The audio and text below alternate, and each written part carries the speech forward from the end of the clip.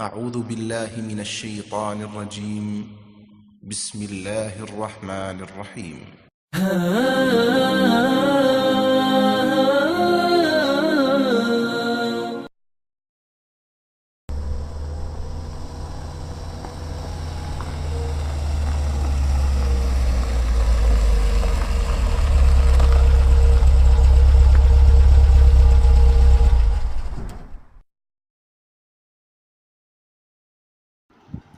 नबी सल्लल्लाहु अलैहि वसल्लम ने फरमाया, जिसने किसी रोज़ेदार को इफ्तार कराया तो उसे भी उसके बराबर सवाब मिलेगा, बग़ैर इसके कि रोज़ेदार के सवाब में से ज़रा भी कम किया जाए। सुनन तिर्मिज़ी हदीस नंबर 807।